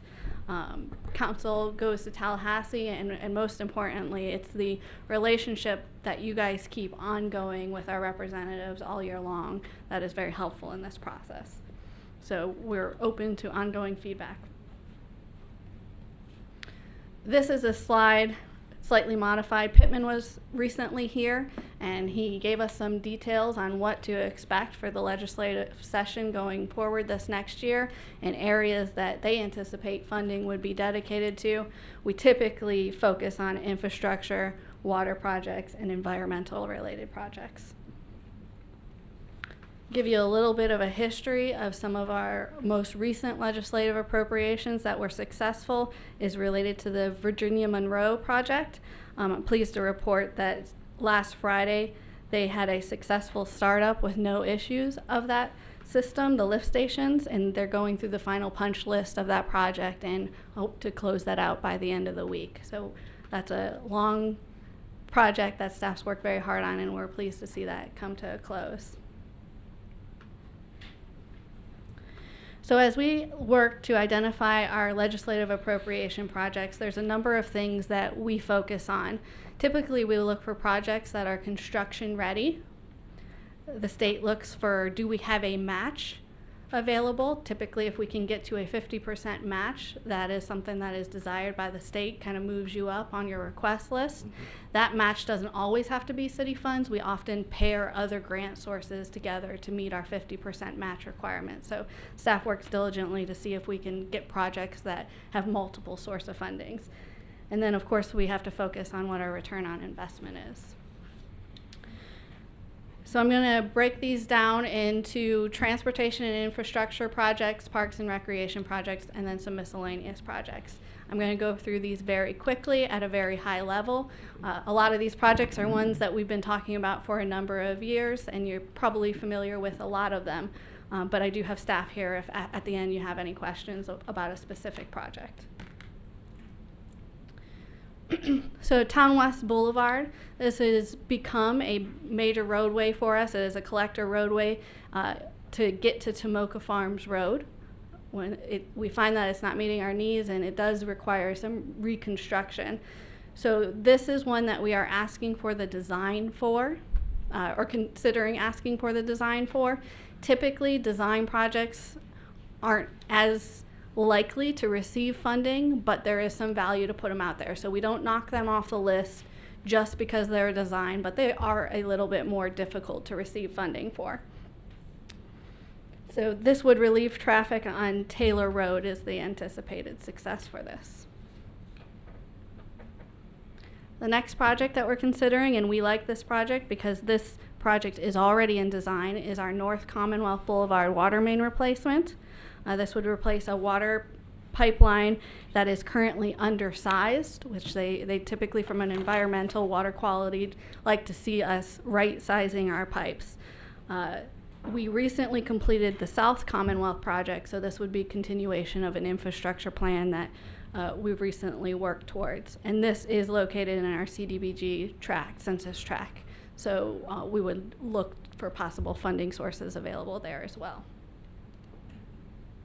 The next project that you have is your water and sewer system river crossing projects. We've talked about this when developing the CIP. We're also working to identify the potential use of ARPA funds for this project.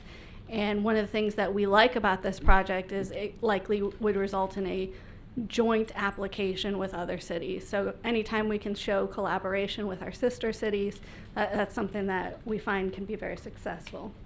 Jamie, would they be able to also provide some of their ARPA funds? We have had some discussions with those cities about the use of their ARPA funds, and there may be some potential collaboration there. Okay. Staff has had those conversations. I've also had those preliminary conversations on an elected officials level, able to corner a few of them at the Florida League of Cities conference. And the mayor of Daytona Beach Shores is favorable, and the newly elected mayor of, as of just a couple hours ago, Ponce Inlet, is also favorable. Good.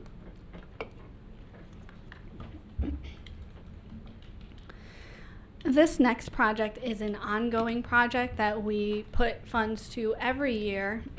In 2015, we completed an I&I study, which is an inflow and infiltration study. And we have been putting funding towards that every year, which allows us to line old pipes within the city. So this would be a partial request. We are about 30% complete with that project after 4 years. So it is a large project, a large undertaking that we will see ongoing expenses required for this. One of the benefits to this project, in addition to the items that you see listed before you, is by lining these pipes, we find that there's less interruption to the customers, that there's not as many breaks. When we have to repair things, we're able to control that a little bit. So that's important to us as far as the delivery to our citizens. The next one we have is the design of the Ridgewood Avenue water main replacement Phase 2. Phase 1 is ready to begin. We are just working through some delays due to the pipe availability, which we've seen across a number of projects, and that project is slated to take approximately a year to complete. And this is a project that would result in many phases. So we are asking for the design, so then the year after we would have construction, and then more design, more construction as follows. One of the good things about constructing and making sure the pipes that are undersized in this area are appropriately sized is this can result to economic development to ensure that we have appropriate water flow as we look to redevelop that Ridgewood corridor. This next project is also a design. It's for drainage related to Jackson Street and Oak Street. This is one where a pipe would be laid within the drainage area, and then they would plan to put a sidewalk across that. So this is one that has the dual purpose of not only would we make drainage improvements, but improve the pedestrian accessibility in this area. This one is also in our CDBG area.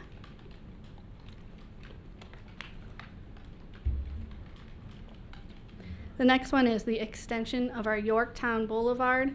This is a project that I'm sure all of you are very well familiar with. This is something that we've talked about for a while, and this would provide an alternate route for vehicles to cross I-95 and relieve the congestion of the I-95 Dunlawton intersection. This project, part of it has already been designed, and the rest of the design is in process. So we have about it halfway designed. So we believe this could be a good project for consideration because there are some areas that are ready for potential construction. So the next I'm going to talk briefly about some parks and recreation that we've identified. First one I have for you is our train depot renovation. The city down on Herbert Street does own a historic train depot that we received some ECHO grants for in 2016. The plan is that at a minimum we hope to add restroom facilities, be able to seal it, provide air conditioning, and provide handicap parking and handicap access to the facility.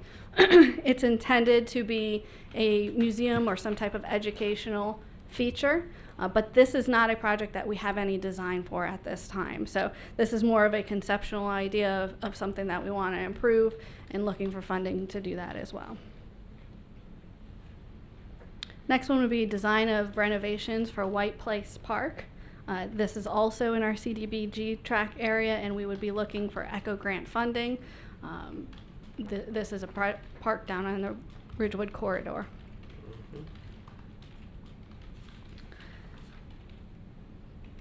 So briefly, we have some miscellaneous projects as well. Both of them are related to our public safety department. The first one is license plate readers. This is a project that we were not successful in achieving funding for this last year. Nor will we. Yes. So, Nor will we be. Yeah, we have this on the list. Pittman encourages, he'd like to have a conversation with the governor. Depending on the direction from council, this probably won't make it if we're going to a list of 3 to 4, but this is an item that we do have written up already. The next one is with technology enhancements in policing. One of the systems that have become very popular and are often very successful with state requests are drone programs. So we are looking to request potentially a drone for our police department. That one may run into the same difficulties, for the same reasons. Yes, sir. And then I want to end very briefly is those are the projects we've identified for this year potential requests for funding. There are a number of large-scale projects that staff is looking as we look to do our build-out model, as we look to evaluate our future. There are a number of projects that we know will be on the horizon that we will be looking for multiple funding sources from. This is just to identify a couple for you. But with that, staff is here, and I'm here to answer any questions or receive any direction you'd like to provide tonight. Well, I think the easy part is like what doesn't belong on that list.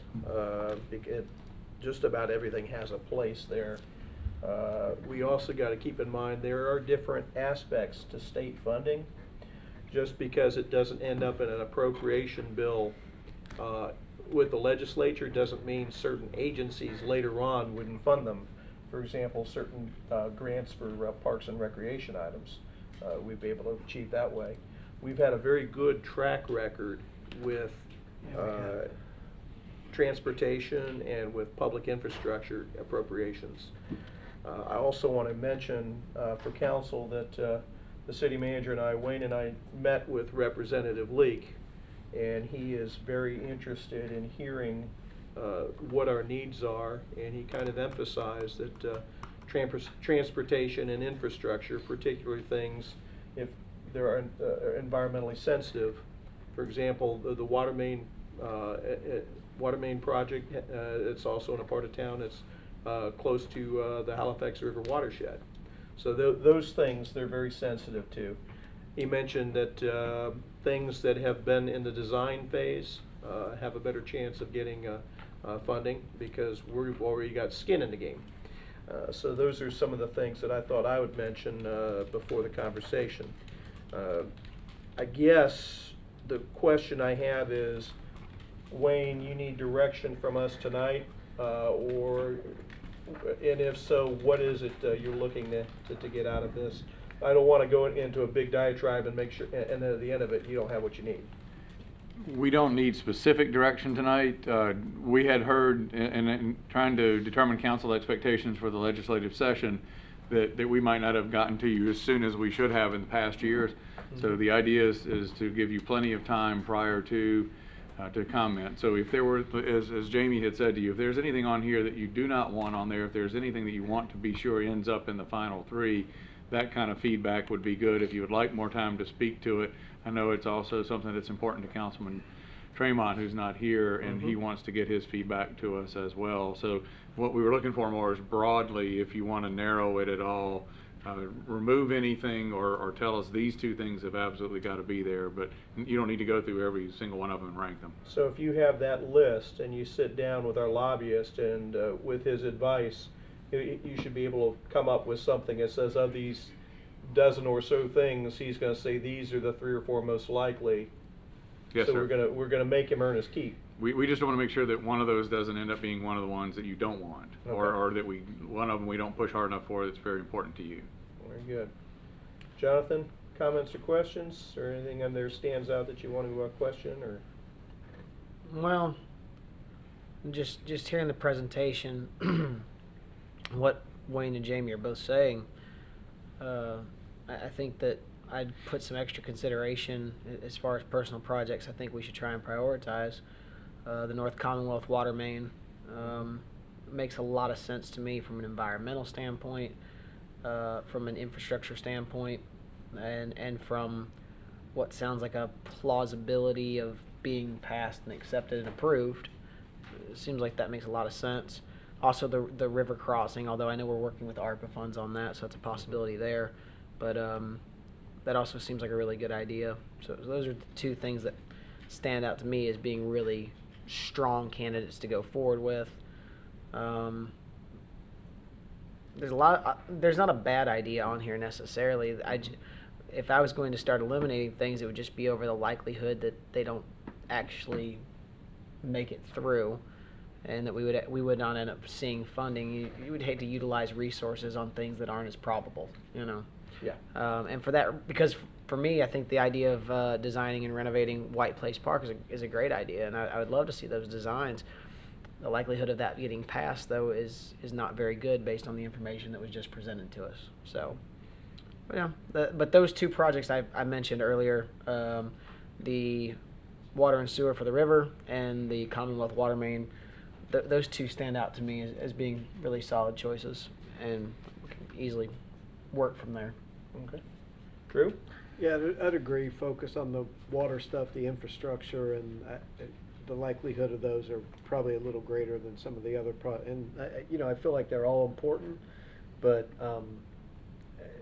water, infrastructure, roads, things like that probably is realistically where the money's gonna go and get approval. So again, not to put down any of the projects, I just think we need to be focusing more on the better chances.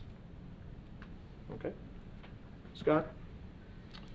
Definitely like the, as far as like a high priority that I think the staff is looking for, really have my interest in the water sewer system that encompasses the Causeway corridor, and a lot of that is because there are partners on the other side, so I think we can pull together a lot of funding sources, but it's also just such a really important part of our ecosystem down there that we want to stay ahead of that, so we're not having catastrophic sewer line failures or something like that right into the river and into some sensitive areas.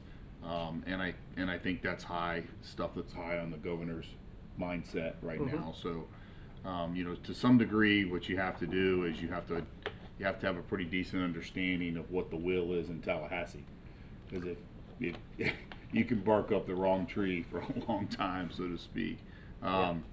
Continued sewer pipelining is another really great use of taxpayer dollars for long-term return on investment. That's a hard one to ever argue against, and all these projects really are good. From the Parks and Rec, I just wanted to mention, recently I did a site tour with Wayne, Jamie, and Susan Lavallo and Peter Ferrara. We went down and looked at the train station. Man, what a cool building that really is. It has got high cool value to it. It's old.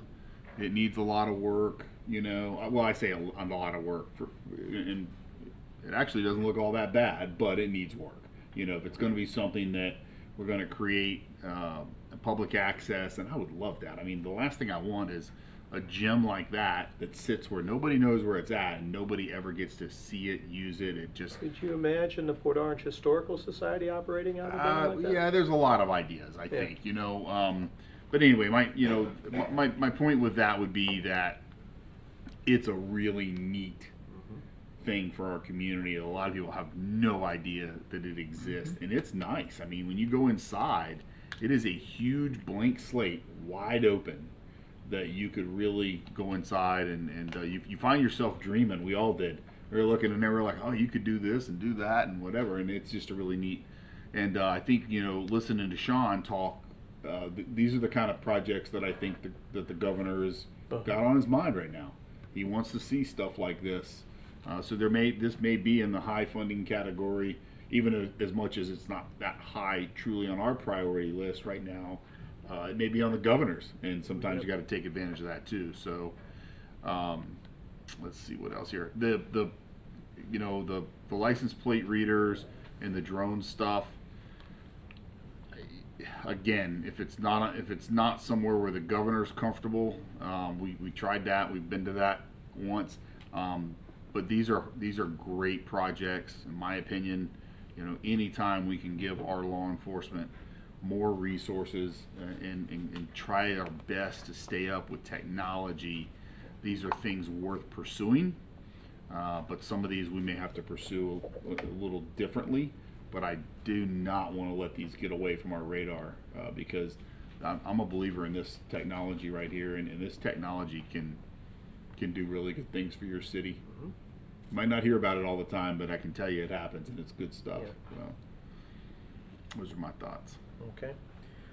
Wayne, for my part, transportation and infrastructure are high dollar ticket items. And anytime we can take advantage of high dollar ticket items, those end up being appropriations that the legislature can make. And the more we put ourselves in position to take advantage of that, the better.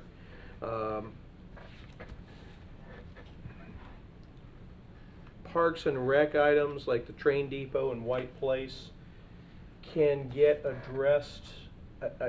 You can talk to our lobbyists, but I hate to use political capital on those kind of expenditures, which are kind of hit and miss, when you got a better chance at getting the larger appropriations with transportation infrastructure, especially when those funds may be available at lower levels through appropriations and grants through the departments themselves later on in the process. So I think, to me, those are not as high a priority for the purposes of this. License plate readers and the police drone program, worthy of getting funding, but once again, the legislature gave us license plate readers, the governor vetoed it.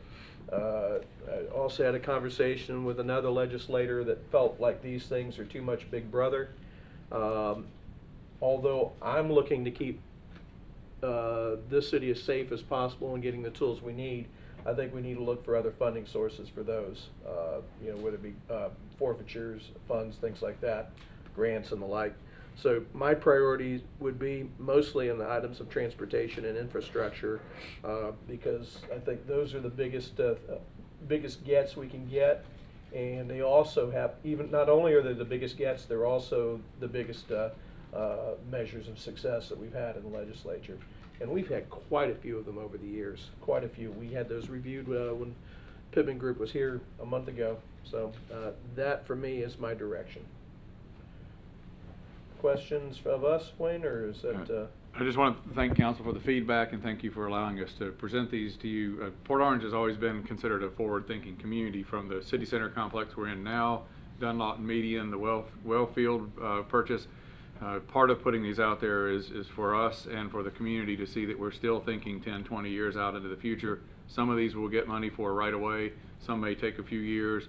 The purpose of adding those long projects at the end, whether it's Williamson widening, Karasi Park purchase, if they're on somebody's radar, there's a possibility somebody will find a way to fund it. So we just want to make sure that the community and council are aware we're still continuing to think 10, 20 years out, as well as realistically today and tomorrow. Very good. With that, additional items, City Attorney. Nothing further. Excellent report. Item 20. Item 20, City Manager. I just want to remind everyone, Port Orange University starts Monday the 23rd, 6 p.m. It was scheduled to be in this room. There's about 30 people in it, so I'm a little concerned about the location. We were maybe looking for a different place to hold the opening session, possibly at the Chamber of Commerce's Pavilion building where there's more space to separate, but it is due to start on Monday the 23rd. All right, let us know. I'm sorry, did you have anything else? No, sir. Okay. Council committee reports, Art House and First Step Shelter. Chase is not with us this evening, so we'll hear from those later on. River to Sea TPO. Just a couple quick items on that. The TPO voted to continue to allow remote participation for the foreseeable future. They have also accepted the resignation of Lois Bolenbach, effective January 30th. Longtime executive for the TPO and somebody that really did a fabulous job managing that organization. She will definitely be missed and not easy to replace, but that will occur. Colleen Nicholin has been appointed the interim executive director. She'll do a good job, and they are working to work out a contractual agreement with Lois also to for her to act as a consultant to the River to Sea TPO, at least for a few months until that position can be filled on a permanent basis. And the next meeting for TPO will be August the 25th. Okay. That brings us to General Employees Pension Fund. Nothing really new there to offer other than the investments continue to surpass our expectations, and we're doing good there. I will note that the August meeting has been canceled due to a very low agenda so the next meeting won't be until September. Okay. Port Orange South Daytona Chamber of Commerce, just want to take note that the next chamber activity, Wednesday, August 28th at 8:30 in the morning, is the city manager's 2021 budget update. The city managers of both our city, Wayne Clark, along with Les Gillis from South Daytona, and Michael Booker from Daytona Beach Shores will be there. I think it will be interesting to hear from our neighbors as well, as far as the priorities as we measure up against each other. In the roundtable of elected officials, there was no August meeting, so nothing to report. I do have some sad news. I heard earlier this evening, it's just been confirmed by the media, that former Port Orange police officer Jason Rayner and Daytona Beach officer who was shot in the line of duty has passed away. So before we dismiss, I would like to observe a moment of silence in his honor.